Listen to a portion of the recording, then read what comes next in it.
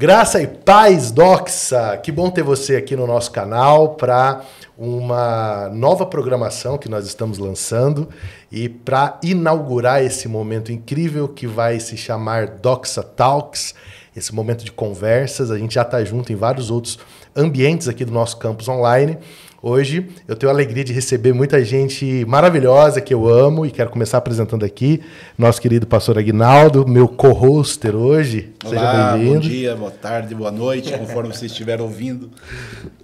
Também meu segundo co-host hoje, o pastor Claudivan. Olá, tudo bem? Que bom tê-los aqui. E nosso convidado especial de hoje, o Dr. William Douglas. Seja bem-vindo, Dr. William. Muito obrigado, satisfação estarmos juntos aqui, batendo papo. Eu quero dizer que tem aquela coisa de você estar perto de um dos seus heróis, né? Eu sou um quase advogado, né? Eu fiz direito por 3 anos e lá na minha época de estudante você já estava no meu raio de olhares e que bom que podemos estar juntos hoje aqui, quase 18 anos depois. E é muito bom estar aqui com o senhor. Dr. William é uma sumidade no nosso país, né? Juiz federal, desembargador do TRF 2, Rio de Janeiro. Né? Também é autor de alguns livros importantes, além de Como Passar em Concurso, que não está aqui, mas esse que é best-seller conhecido de todos, né? As 25 Leis Bíblicas do Sucesso. E também Sociedade com Deus, como a fé pode influenciar a sua carreira e os seus negócios. Dr. William, um prazer tê-lo aqui com a gente e seja bem-vindo ao nosso Doxa Talks. Muito obrigado mesmo. Episódio de inauguração, né? A gente já tem alguns outros podcasts aqui, mas esse a gente está dando a largada. E que largada, né, meus amigos? Que largada, não tinha como começar melhor, né? Não tinha como começar melhor. Bom, a gente tem aqui alguns minutos para tratar de assuntos relevantes, então nosso tema desse primeiro Doxa Talks é a fé cristã na vida pública. Então a gente quer falar sobre esse extrapolar da fé dos limites ali da vida da comunidade local e como nós podemos pular esses muros, né, que a gente às vezes construiu do gueto ali, do que é sagrado e do que é profano, e viver isso na vida pública que tem sido a sua jornada. Então, Dr. William, vai lá minha primeira pergunta de entrada, né? Eu vi um vídeo seu que eu gostei muito, que você se denominava como um homem da Bíblia e um homem da Constituição, um homem entre 2 livros. Eu imagino que ter vivido essa realidade há 20 anos atrás, 25 anos atrás, deve ter sido bem mais difícil do que hoje, que a igreja já penetrou mais em outros campos da sociedade. Como tem sido ser um cristão e atuar na arena pública aí no mundo do direito, dos tribunais? Eu sempre digo, né, que nós temos cidadania dupla. Uhum. Você pode até ter outras, mas com certeza que você tem a cidadania brasileira, por nascimento, né, normalmente, e a cidadania divina, também por nascimento, por nascer de novo. Isso. Então, quando você aceita Jesus, você passa a ser cidadão também do reino dos céus, que é um reino que não termina, ao contrário de todos os reinos terrestres. Então, eu sou um homem de 2 livros. Né? A pessoa do William Douglas é a Bíblia e o cidadão brasileiro William Douglas é a Constituição Federal. Uhum. E são 2 livros que a gente tem que respeitar. Um é eterno, não tem erro, o outro tem as suas falhas, é a questão de um processo. E é muito importante a gente falar disso, porque você falou bem, o pessoal construiu um muro que não existe, que não deveria existir. A gente tem que ser cristão de segunda a segunda, não é só domingo. Uhum. Então fala assim, não pode misturar negócios e fé. Não, tem que misturar, porque esse negócio, se não misturar, o cara vai explorar o próximo e vai ser desonesto. Não, você não pode misturar política e fé. Não, peraí, eu não posso misturar nada do jeito errado. Uhum. Mas por que o sujeito pode votar em alguém por ser do time A ou B, ou porque é o artista que ele gosta, ou porque é empregador, porque é do agronegócio, ou porque é sindicalista, ou porque é de alguma causa identitária, seja aí LGBT, ou feminismo, ou negro? Sim. O cidadão escolhe o que ele vai fazer com o voto pelo motivo que ele quiser. Por que eu não posso querer botar dentro da política um cara que tem os meus valores? Uau, isso aí. Isso é legítimo. Nós influenciamos a sociedade. Eu sou cidadão brasileiro.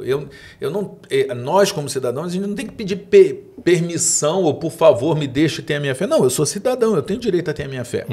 Então a gente tem que misturar e temos que contaminar o mundo com o germe da contracultura e da revolução que Jesus faz. Foi difícil esse caminho, porque o que a gente percebe, né? Que antigamente, vocês que são mais antigos do que eu estava ali na antessala brincando com eles, que antes deles se converterem a Jesus, né? Eles estavam lá naquela vida pregressa e eu estava na maternidade, né? Que eu tenho 35 anos, mas eu tenho 35 anos, eles falaram que eu sou igual a ambulância. Que é bom de que... Como é que é? Bom de ano, mas a lataria tá ruim. Já rodou muito. Então, eu venho, né? Eu nasci num ambiente pentecostal, já nasci ali no meio dos bancos da igreja.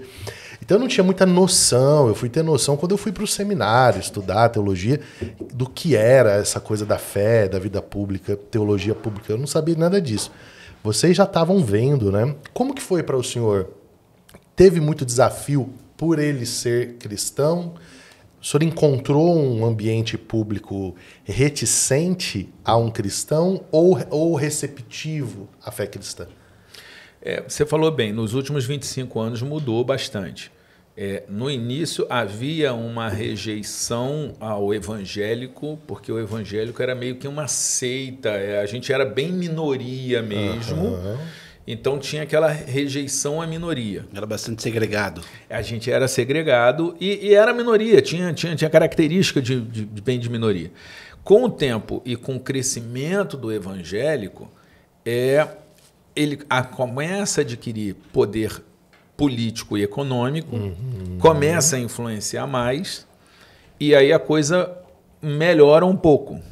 Só que com a continuação do crescimento e com a perda de um pouco de qualidade, de identidade, que é normal quando um grupo se torna maior, você começa a ter uma segunda rejeição, até por conta de alguns erros cometidos pelos evangélicos.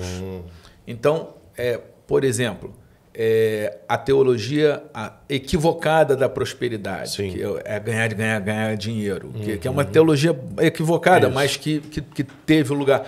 Dentro, a mistura errada com a política, que você tem lá a teologia da libertação, a teologia da missão integral, que tem um lado bacana de desejo, mas tem um lado muito ruim de esquecer que a gente está aqui servindo a Jesus e que a gente não é revolucionário para mudar o governo terrestre, a gente é revolucionário para mudar o coração das pessoas. E, às vezes, um evangelismo feito da forma errada. Estou dando a minha opinião, claro, respeito quem pensa diferente, sim. Mas, por exemplo, dentro da arena pública, que é o nosso tema aqui, o Estado é laico. O que é Estado laico? Não é Estado ateu, como muitos querem passar. O Estado laico significa que a religião, todas as religiões são respeitadas pelo Estado. Então, o Estado não pode proibir de ter o culto evangélico, porque o Estado é laico. Então pode ter culto dentro da repartição pública, lá no horário do almoço, onde for. O que é errado é você proibir o culto. Por exemplo, o pessoal da Umbanda e do Candomblé quer fazer uma reunião deles, também pode. Então o errado é quando você exclui alguém. Mas a inclusão de todos não é errada. E às vezes o evangélico, por exemplo, eu posso usar a Bíblia, como eu uso, para aumentar a produtividade lá do meu gabinete. Mas eu não posso, dentro daquele espaço, ficar evangelizando, fazer o proselitismo. Por quê? Porque isso vai gerar uma reação e isso o sujeito fala assim, não, você não pode usar a sua posição de juiz para me impor a sua religião. Então, às vezes, a forma como é feito acaba criando uma resistência desnecessária. Sim, eu gosto desse assunto, eu queria até a contribuição de vocês, porque uma das coisas que eu mais questiono no que eu vejo de posicionamento da igreja nos últimos anos é essa ideia de ter a batuta cultural, né? Claro que a gente tem que ter o lugar da gente, mas eu às vezes acabo crendo que a gente perde um pouco da fé na conversão e no novo nascimento quando a gente diz assim, eu posso ter a Bíblia, mas só eu posso ter a Bíblia no ambiente público. Né? Então, a gente vai destruir o terreiro lá, né? A gente, não, eu não vou, mas eu estou dizendo como identidade social. Assim. Tem gente que pensa assim, né? Sim. Vou lá e vou quebrar o terreiro de macumba porque é do demônio e tal, e fico chateado quando o cara vem e quebra a igreja. Né? Porque não, a gente é a religião da supremacia, vocês não podem nos tocar. Eu acredito que dentro desse campo da evangelização do proselitismo é claro isso, nós podemos fazer, vocês não podem. Seria então um caminho... E esse cara depois vai falar mal do muçulmano que faz isso lá pro outro lado. Uhum. Exatamente. Que impede que haja alguns muçulmanos, porque assim como a gente tem o evangélico que respeita o outro, você tem um muçulmano que respeita, isso, e assim, sim. E você tem os dos dois lados quem desrespeita. Isso mesmo. Mas é isso aí, você está certíssimo. Então, na sua percepção, um dos grandes desafios foi, a princípio, a não existência de uma voz evangélica, né, como comunidade na nação, era uma minoria, então era uma ideia de seita, e hoje a gente lida com esse rescaldo dessa má postura ética e proselitista que a igreja acabou tomando em alguns momentos. Né? A gente perdeu qualidade, por exemplo, as patroas que não evangélicas, que discriminavam o evangélico, que achavam que evangélico é tudo ignorante e tal. Muita gente fala assim, quando diminuiu agora, mas antigamente, como é que pode alguém tão culto ser evangélico? Porque era religião, sim, de gente burra, de gente... E as patroas, as madames, elas iam nas agências de emprego e elas queriam mulheres empregadas evangélicas, porque evangélica não rouba. Isso. O pastor tinha uma aura de seriedade tão grande que os estelionatários começaram a se apresentar como pastor porque isso abre espaço. Uhum. E hoje a gente perdeu um pouco essa força da marca de, por exemplo, olha, uma empregada evangélica não rouba. Uhum. E a gente perdeu um pouco porque tem um monte de empregada evangélica roubando. Então a gente perdeu um pouco isso e seria muito bom se a gente conseguisse recuperar esse lado. Eu vi essa semana... Fala mais pertinho aqui. Ouvi num podcast essa semana justamente com o padre Júlio Lancelotti, é isso, né? E ele falava, é engraçado ouvir um padre falando sobre isso. Ele dizia isso, que os evangélicos eram muito respeitados, e eles respeitavam. Era mais ou menos o que Max Weber falava sobre a ética protestante. E ele disse, e é muito triste hoje que a gente vê que isso já não é mais assim. Mas antigamente, até mesmo eles, como católicos, eles viam os crentes, e a marca do crente era a honestidade. Olha, eu vou contratar, como o senhor bem disse, eu vou contratar essa mulher, que essa mulher não vai me roubar. Eu vou usar como referência que eu sou pastor, eu vou dizer que sou um pastor, porque todo mundo vai me olhar e não vai ter desconfiança comigo. Uhum. E é muito triste ver como isso tem se perdido, né? Muito como isso já não tem mais essa marca, essa referência. Sim. Em um espaço de tempo muito curto, desde o tempo, como o senhor falou, que os evangélicos no Brasil eram uma minoria, de repente foi se tornando uma maioria e foi se perdendo muito do que era o sentido ou a referência do que era o crente. Se antes ele era oprimido, agora o grande policiamento que temos que nos fazer é para não nos tornarmos opressor. Sim. Porque temos visto isso. Temos visto isso. E também de ser uma referência em honestidade, de repente não nos tornamos lugar comum, ou uma pessoa comum, e de repente até nos últimos tempos passado para algo ainda pior. Uhum. Você, como muitos dizem, você vai na cadeia, você vai numa prisão, e você pergunta o nome dos detentos, e você começa a ver que são todos nomes bíblicos. E isso é muito preocupante. Isso é muito preocupante, porque parece que de repente nós perdemos o sentido da ética, o sentido da honestidade. Sim. Que ser protestante já não é mais um sinônimo de honestidade. É triste perceber que isso se perdeu. É verdade. A gente tem um grande desafio pela frente de recuperar essa posição que é a que Jesus espera de nós, né? De sal, luz e fermento. Manda banda. Nesse quesito, poder político e poder econômico, nós sabemos que 3 coisas derrubaram homens no império, em todas as épocas, que é sexo, dinheiro e poder.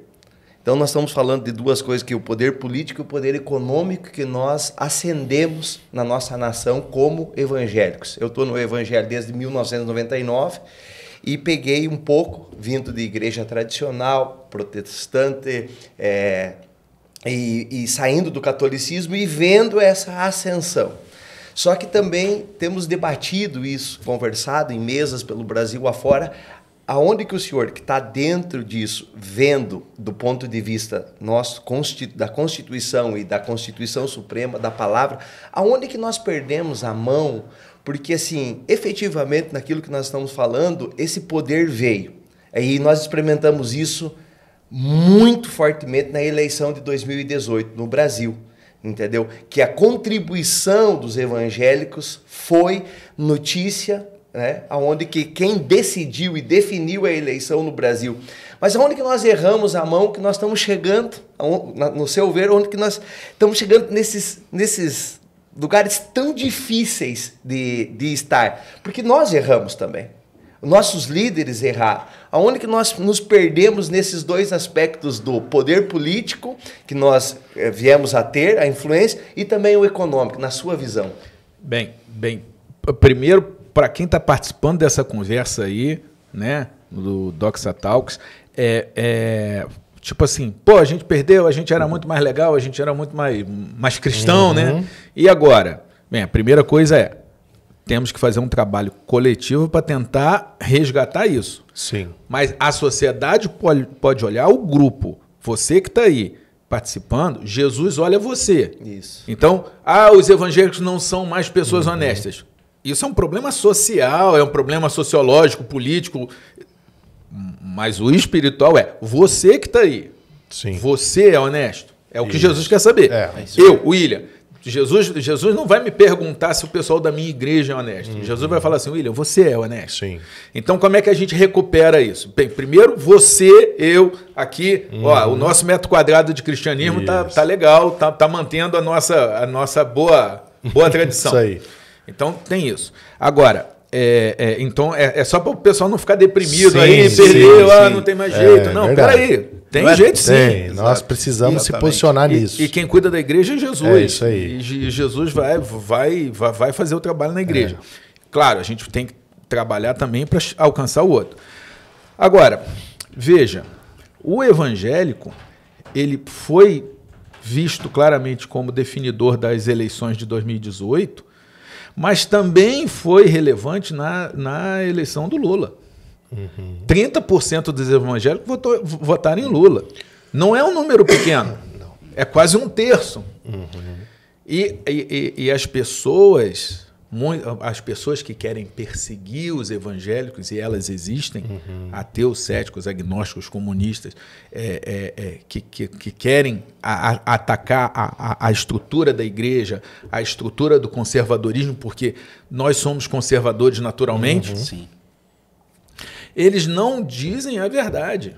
Os evangélicos participaram da queda do Bolsonaro. Sim. 1/3 votou no Lula. Apesar de tudo que os evangélicos sabiam que o Lula tem, a esquerda tem, que desagrada os evangélicos. Sim. Por quê? Porque os evangélicos, eles sempre vão votar, e isso é um direito que eles têm, assim como os negros, os LGBT, os sindicalistas, de quem é mais parecido com os valores que a gente quer. Então, lá atrás, quando o PT teve estava extremamente vinculado à questão de corrupção, e como evangélico, em geral, não quer a corrupção, e o cidadão, de modo geral, não quer, Sim. ele abandonou o PT, porque os Sim. evangélicos votavam no PT.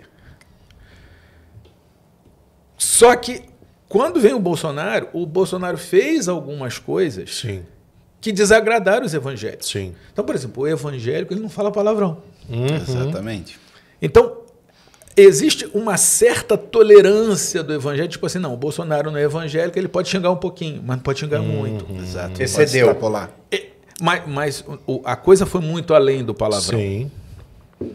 A coisa foi em alguns comportamentos que afastaram ele do próprio público. E veja, fala assim, o evangélico chegou no poder. Nem tanto. Porque quando o Bolsonaro ele é eleito, se você olhar, os seguidores do Olavo de Carvalho, os olavistas, tiveram muito mais ministérios do que os evangélicos, apesar de os olavistas de não terem significância de densidade eleitoral. Não tem densidade eleitoral praticamente nenhuma. E tiveram muito mais espaço. Então, se você olhar na distribuição dos ministérios, irmão, a gente não chegou no poder. Perfeito. A gente achou que chegou no poder. Sim. E foi um poder mal utilizado porque os evangélicos chegou a um ponto que os manjares do rei sempre são muito sedutores. Sim. Em determinado ponto, os evangélicos que foram muito fortes para combater a corrupção e denunciar profeticamente a corrupção, não denunciaram profeticamente coisas que aconteceram no governo. Então, talvez parte da explicação os evangélicos tiveram, sim, uma relevância lá atrás e tiveram agora, só que os evangélicos ainda não aprenderam a trabalhar bem o poder. Isso. Seria isso a minha colocação. Será que nós, doutor, o senhor vem, vamos dizer assim, praticamente de berço, né, cristão, né? Será que nós não adquirimos ainda essa maturidade ao longo da nossa jornada e está nos faltando fazer melhor o dever de casa nesse sentido de instrução? O senhor na qualidade de professor, eu lembro que o senhor se apresentou ano passado na convenção da DONEP, falou assim, eu sou juiz, né? Hoje estou ocupando o cargo de desembargador, professor, mas também sou um pecador como vocês, militando e tentando melhorar cada dia a minha vida e manter a minha santidade. Será que nesse processo de nós melhorarmos isso e não achar que nós conquistamos, que nós estamos no topo e que nós precisamos melhorar. Faltou isso para nós, na sua visão? Eu acho que você está absolutamente correto, está vendo algo extremamente relevante. É o que você falou, chegou no poder e não aprendeu a não ser opressor no poder, que o poder tende a oprimir. Então, em alguns pontos, você vê o evangélico oprimindo. Por exemplo, o cara, ele é um traficante, ele é filho ou neto de evangélica, e ele, para ter o favor de Deus, ele vai lá e ele destrói o terreiro. Exato. Ou seja, ele não teve educação religiosa suficiente para saber que ele não pode fazer negócio com droga, porque destrói a vida dos outros, e nem que ele não é leal a Deus destruindo um terreiro, ele é leal a Deus amando o cara do terreiro. E ele não teve educação, ele não foi EBD o suficiente. A mãe conseguiu incutir valores cristãos, evangélicos, um certo temor a Deus ali, mas não deu. E aí o cara saiu oprimindo. Incutiu um legalismo, mas não o amor. Agora você vê, eu vou dar um exemplo. Logo que começou o governo, alguns pastores próximos do Bolsonaro, não vou falar nomes, não tem que discutir nome, o problema é o conceito. Uma das coisas que eles pediram legislação foi para isentar as igrejas de conta de luz. Eu falei, cara, eu liguei para eles. Eu liguei, porque eu tenho acesso a todos eles. Eles, inclusive, assinaram a recomendação dizendo que eu deveria ir para o Supremo, que eu seria o terrivelmente evangélico indicado por eles. Eu disse assim, sério? É para isso que você chegou no poder? Para fazer o cara dar um bando e o ateu pagar a tua conta de luz? Porque, olha só, o imposto é uma coisa, está na Constituição e imunidade. Agora, a conta de luz é a luz que você usa. Sim. Ela tem um custo. Você pagando ou não, ela vai ter o custo alguém vai pagar. Isso aí não existe. Isso aí é igual você pegar o dinheiro errado do caixa do banco lá que te deu o troco errado. Pois depositou errado, alguém vai pagar. Mas olha só, você chega no poder, em vez de você trabalhar por um monte de coisa que a gente quer valor pra gente, pô, tu quer isenção, você quer que o não crente pague. Isso é um absurdo. E ainda tem outro absurdo. Meu irmão, vem cá, tu não acha que Deus manda a provisão, não? Aí. Exatamente. Você tá pregando o quê todo dia? Tu tá pregando o quê? Tipo assim, tu tá pedindo esmola pro governo. Tá buscando a César, né? Essa é a verdade. Tu tá querendo o favor de César. Não é os fariseus, né? Então, e olha só, que isso seja o grande exemplo. Sim. A gente chegou ao redor do poder. Ao redor do poder. E em vez de influenciar o poder para coisas que realmente faziam diferença, a gente pediu umas migalhas. migalhas erradas. Exato. Então, agora, isso é um processo. Eu queria citar Provérbios 30, que Salomão diz assim, ó, Provérbios 30, 21 e 23, todos conhecem bem. Sobre 3 coisas estremecem a terra, sim, sobre 4 não pode subsistir. Qual é a primeira? Sobre o servo, quando se torna rei. O insensato, quando anda farto de pão. Sobre a mulher desdenhada, quando se casa. Sobre a serva, quando se torna herdeira da sua senhora. Eu sempre, eu fico muito feliz da sua posição, porque eu sempre li assim. Éramos minoria, acumulamos mágoas, sabe aquela síndrome do... Eu vou chegar lá, vocês vão ver, a hora que eu chegar lá... Quem te viu passar quem na me prova, viu passar na prova não me ajuda, me aguarde. Ajudou, me aguarde. Aí chegamos, né? E aí o que é? É fotinho, falei isso sempre pra vocês. Não adianta me chamar, é fotinho pra cá, fotinho pra lá, tô em tal drink, tô em tal... É só isso, Brasília. Mas... Não, não se preocupou com uma missão clara, profética, um profetismo justo sobre a nação e não para a igreja. Porque eu ouço essas coisas, eu entendo isso como uma própria ingratidão, porque Deus já enriqueceu a igreja. Cara, eu não acredito que a maioria das igrejas que pedem uma jurisdição dessa estão com dificuldade para pagar suas contas de energia. Entendeu? Então, se fosse lá, mas não é, cara. Não, então, é realmente um abuso. Então é um abuso. Então eu acredito que, e só fazendo um elemento aqui fundante, que eu particularmente creio muito nisso, nossa liderança ela precisa de um pouco mais de tradição histórica. Precisa começar a procurar sobre questões. Quando os protestantes ocuparam lugares de poder, exerceram influências na história, quais foram os erros, quais foram os acertos, quais foram os lugares que já erramos que não dá mais para voltar. É sempre uma coisa on demand, sabe? Assim, ó, é na demanda do momento, sem perguntar o que já foram os erros ou não. Então eu acho que essa é uma reflexão importante. Mas aí vem sempre a arrogância de você achar que é mais inteligente, que é melhor que o outro. E você não precisa estudar o que foi feito porque você é melhor do que aqueles. Sim, você tem a última revelação, né? Sim, eu queria aproveitar Há muitos anos, Dr. William, eu vejo o senhor aqui em Foz, né? Eu não estou tentando lembrar de data, mas uns 15 anos ou mais, talvez. A primeira vez que eu tive a oportunidade de lhe ouvir aqui em Foz do Iguaçu foi lá na primeira igreja evangélica quadrangular. E desde aquela, até outras vezes que o senhor esteve aqui, todas as vezes eu vejo o senhor influenciando muitas pessoas. Nós temos muita gente nas igrejas, e eu acredito que no Brasil inteiro, mas o meu lugar onde eu vejo é em Foz do Iguaçu, que optaram por fazer direito, por entrar na área do jurídico, tudo influenciados pela sua pessoa. Muitos pastores, eu vi muitas vezes pregando justamente falando isso. Olha, sigam o exemplo, nós temos o Dr. William Douglas, que é um exemplo para você que está procurando fazer uma faculdade, etc. Desse ponto de vista, em primeiro lugar, gostaria de lhe parabenizar por ser essa grande e ótima referência. Mas a pergunta é como o senhor vê o futuro do judiciário no Brasil, como o senhor vê...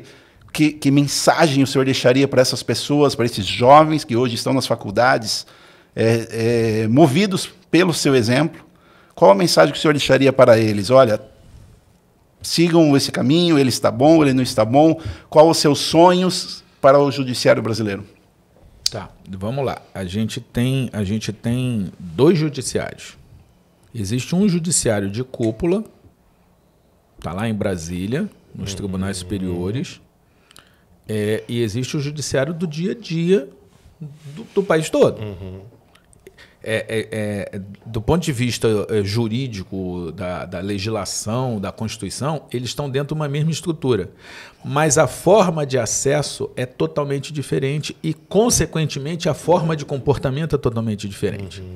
Então, uma coisa é o juiz que faz concurso e que está no dia a dia ali olhando a população brasileira. E tem outro que é o cara que não faz concurso, que ele é escolhido por critérios políticos e que está em Brasília vivendo o mundo de Brasília, que a gente falou agora há pouco. Isso. Então, o que eu diria é, o problema do judiciário político é um problema político que vai ter que ser resolvido no ambiente político. Agora, o problema do judiciário do dia a dia, da primeira e da segunda instância, esse é o judiciário do direito, do concurso, do contato diário com as necessidades da população brasileira. Então, se você... É o que eu diria para o cara que está fazendo direito e que talvez não esteja satisfeito com a situação atual. Meu irmão, você faz parte desse judiciário aqui. Faz esse aqui funcionar. Aqui dentro você consegue ter um salário muito bom, comparado com a média, você consegue ajudar muita gente, você consegue, dependendo do que você for fazer, enriquecer. Por exemplo, o advogado, se ele for um bom advogado, ele consegue crescer profissionalmente, vai ganhar mais do que juiz, vai ganhar mais do que promotor, também ou vai ganhar nada também. Então, são modelos diferentes. Então, eu diria o seguinte, você que escolheu o direito, se você gosta de direito, não desanime do direito porque você está insatisfeito com algumas coisas do direito, porque tem coisas que não é o direito, é a política. Agora, uma das coisas mais importantes da gente falar do cristão na arena pública é o seguinte, eu nunca tive problema, eu não tenho uma única palestra minha que eu não cite a Bíblia e que eu não cite Jesus. Eu nunca tive nenhum problema de alguém dizer que eu não estava respeitando o Estado laico. Por quê? Porque eu sei a hora em que o que está prevalecendo é a Bíblia, eu sei a hora que o que está prevalecendo é o espaço público. A matéria, e né? Isso a gente precisa aprender. Sim, então, por exemplo, eu na minha casa, eu na minha igreja, eu comigo, só existe um Deus, o resto está tudo errado. Só existe um caminho para a salvação. Isso. Só existe um livro santo, é a Bíblia, que é a regra de fé e conduta, que é inerrante. E acabou. O resto está todo mundo errado. Mas isso é a minha fé. Sim. Quando eu chego lá no gabinete, ou lá na universidade, ou lá numa empresa que eu sou chegado, todas as religiões têm o mesmo espaço, porque o Estado é laico. Então, eu convivo muito bem. Olha só, um dos maiores orgulhos profissionais que eu tenho é da Associação dos Advogados da Umbanda e do Candomblé terem feito uma carta dizendo: nós confiamos no William Douglas para ser ministro do Supremo. Pô, isso é muito legal. É muito. Tipo assim, caramba, eu consegui, pelo meu comportamento, adquirir... Vou dar um exemplo, que olha só, tem irmão nosso que vai ficar chocado e vai achar que eu sou herege. Mas, por exemplo, os instrumentos da Umbanda e do Candomblé, que antigamente era proibido, a polícia apreendia como crime, eles estavam no Museu da Polícia. E o pessoal da Umbanda e do Candomblé, muito incomodado que os objetos religiosos deles estivessem no Museu da Polícia. Olha só, eu não tenho nada a ver com a teologia da Umbanda e do Candomblé. Se o cara me perguntar, eu vou falar: você tem que aceitar Jesus.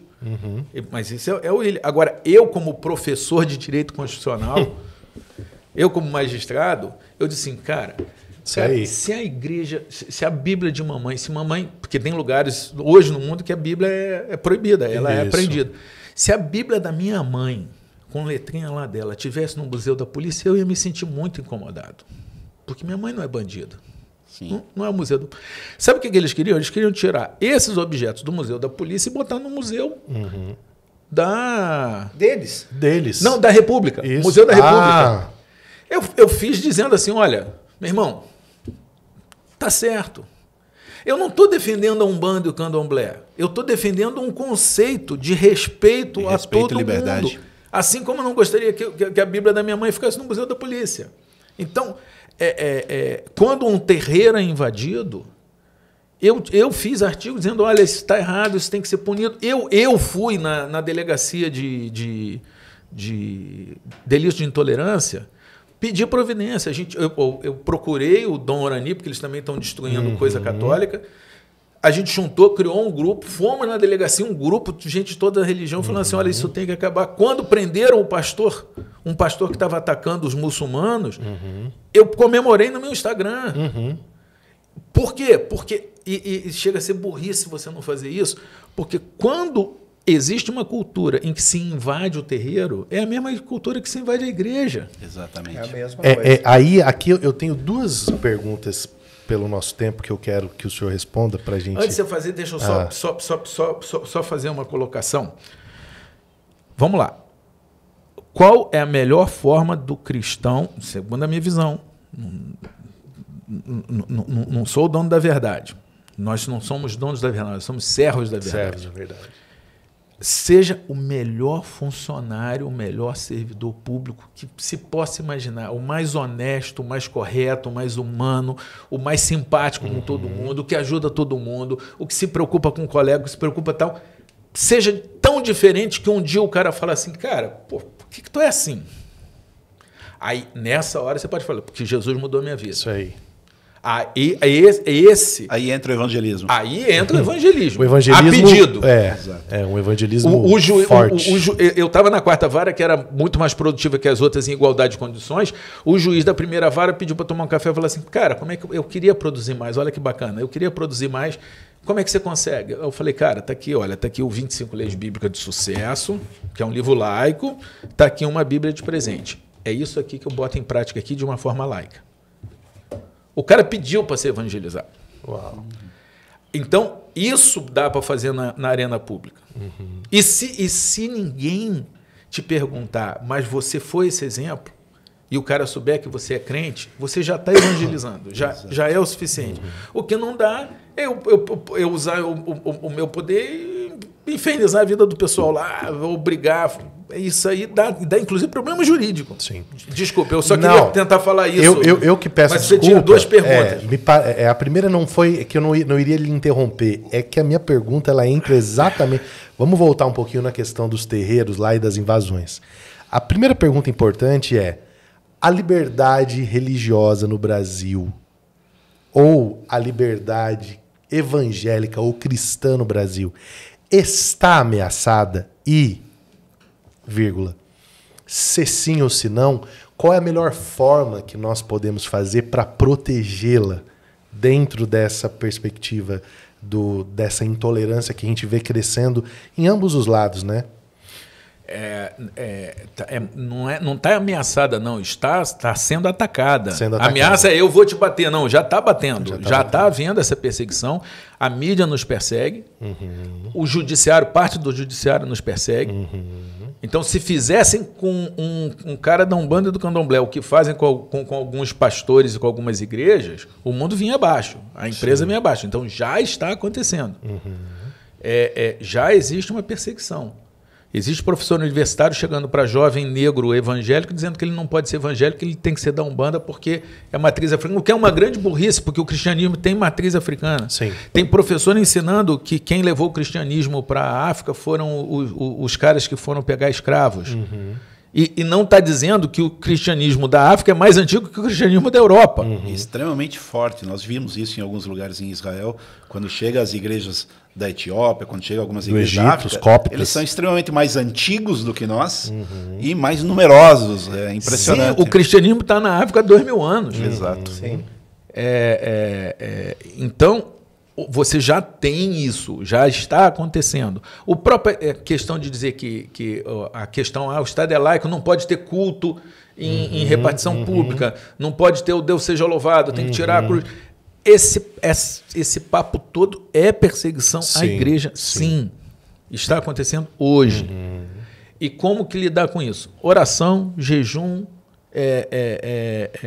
tudo que a gente faz, mas estudar as leis, estudar a Constituição, estudar os seus direitos, usar os seus direitos, pessoal que fazer concurso e estar nos lugares de poder, entrar na política e ter político para defender Olha só, quando se passou a lei da homofobia, que é uma violação do artigo 5º, o crime de homofobia, quem é crime é só o Congresso, estava passando na decisão do Supremo, que é ativismo judicial que eles fizeram, mas aconteceu, que o pastor só poderia falar contra o pecado da homossexualidade dentro das igrejas. Isso estava na decisão original. Quem conseguiu tirar esse absurdo, que é um absurdo, foi a Frente Parlamentar Evangélica. Tem 1000 erros, mas de vez em quando eles acertam também. Então, a Frente Parlamentar Evangélica tem uma participação importante na defesa. E como nós também, tem erro e acerto. E às vezes o pessoal que bate na Frente Parlamentar Evangélica não vê os acertos. E tem vários acertos também. Mas é isso, é ocupar o espaço de poder e usar o poder para o bem e não para o mal, para não permitir a opressão em vez de oprimir. E aí seria um grande exemplo. Caramba, esses caras chegaram no poder e não oprimiram. Exato. Opa, esses caras são diferentes. Eu acho que a grande expectativa que havia era justamente essa, com essa teórica chegada ao poder, que fosse fazer diferente, e não que fosse fazer a mesma coisa, mas só com outra face da moeda. Sim. Né? Foi uma grande decepção perceber. Todo mundo tinha aquela expectativa, agora vão acabar esses blogs financiados com dinheiro público, falando tantas asneiras, vai acabar isso. E quando chegou um novo governo, etc., continuou da mesma maneira, só que antes o que era da esquerda, agora é da direita. As mesmas mentiras, os mesmos métodos terríveis, mentirosos, enganadores, opressivos, foram usados, só que dessa vez com um sinal verde e não vermelho, mas fazendo a mesma coisa. Aí a última pergunta... Aí nisso é melhor ser oprimido. Melhor ser. Exatamente. A gente sendo oprimido, a gente é bom, a gente sobrevive. É isso mesmo. Tem 2000 anos de treino. Na história nós vamos nos dar melhor. É isso mesmo.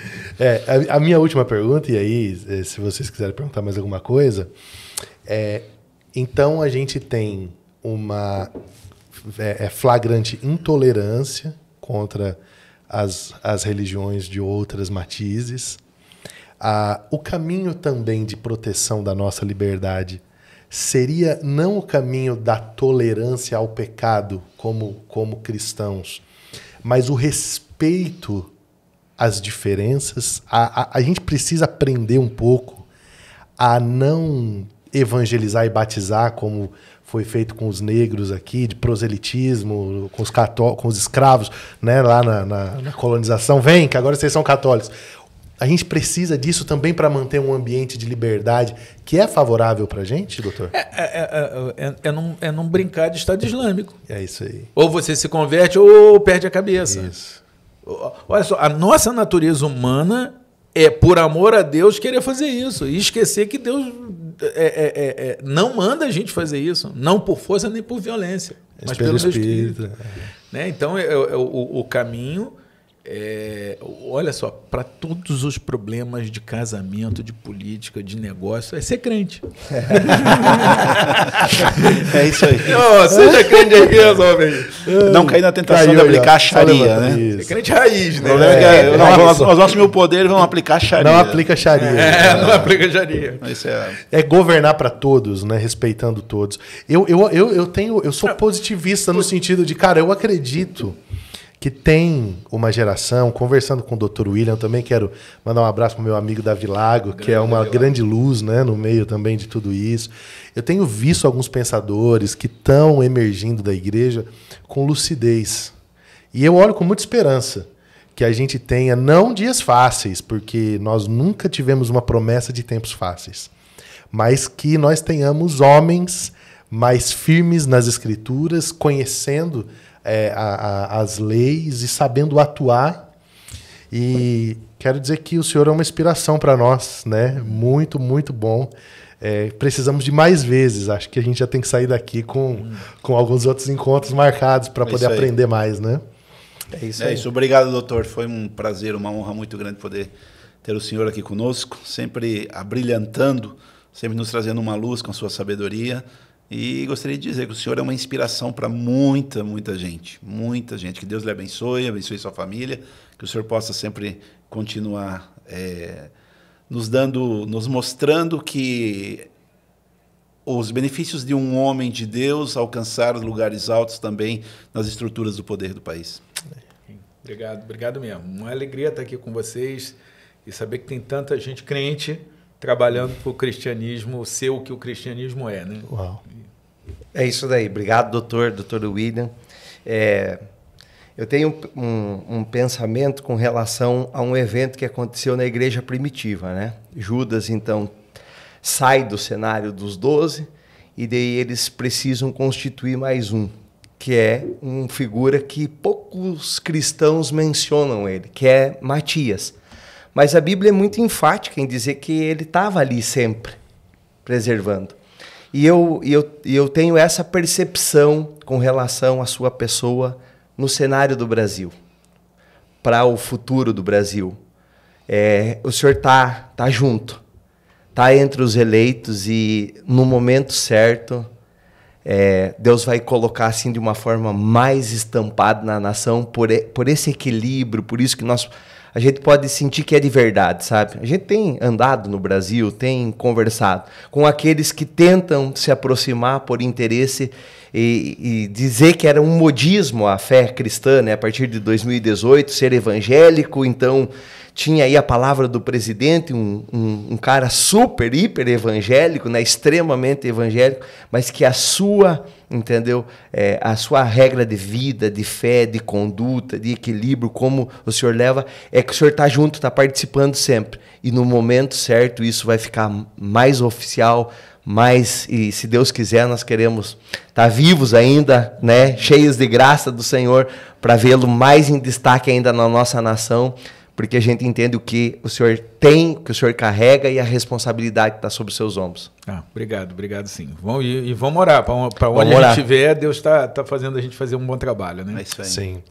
Eu quero lhe passar a palavra para fazer considerações finais, deixando uma mensagem geral aí para a igreja, mas também quero fazer meu agradecimento, né? Eu ouvi alguns dias atrás o pastor Paulo Borges Júnior falando em lágrimas que a nova geração foi agradecê-lo, né? E aí ele falou, eu que quero agradecer vocês, que em muitos momentos eu não parei por causa de vocês. E eu sou parte de uma geração que tenho visto muitos heróis morrendo de overdose, né? Parafraseando aí o Cazuza. Realmente homens que ascenderam a um lugar de poder, seja no ambiente evangélico, no ambiente político, ou seja, na interface desses dois ambientes, homens que foram grandes vozes da igreja e que pereceram ou pelo liberalismo teológico, ou por fatores morais, ou por corrupção, pereceram. Eu quero te agradecer, porque nos últimos anos eu tenho acompanhado a sua jornada, sei que não que posso, por ser um cristão tão genuíno e maduro que está na minha frente, saber que talvez o senhor vai receber as minhas palavras assim, é Cristo em mim, não eu, mas o Cristo que vive em mim. Mas ainda assim quero te agradecer por ser essa inspiração para a minha geração. É muito bom ver que nas esferas de poder existem homens justos, sérios, que amam a Deus. Na nossa conversa ali pelo WhatsApp, a gente tratando os horários, uma coisa que o senhor disse, o senhor achei muito incrível, a gente prevendo ali o espaço do tempo, o senhor disse assim, porque a família vai estar esperando.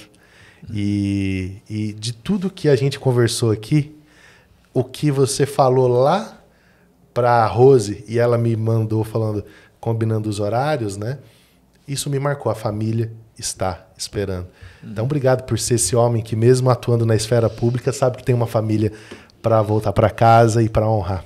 Ok, obrigado. Amém? Tamo junto. Dá a consideração final para a gente aí. Prazer estar aqui, eu também tenho que agradecer, porque o fato de o que a gente falou hoje aqui está sendo pensado me dá a tranquilidade que vai ser resolvido. Sim. Que a igreja é muito poderosa. Sim. Amém. Tudo que a gente resolve fazer, a gente consegue fazer. Sim. Né? O pessoal se mexe, o pessoal... Olha só, a gente trabalha de graça, a gente dá dinheiro, a gente gasta do nosso tempo, gasta energia. Se a gente resolver, se a gente conseguir dar a densidade crítica, a gente consegue consertar a igreja e melhorar muito esse país. E ver vocês preocupados com isso me deixa muito em paz. Que bom.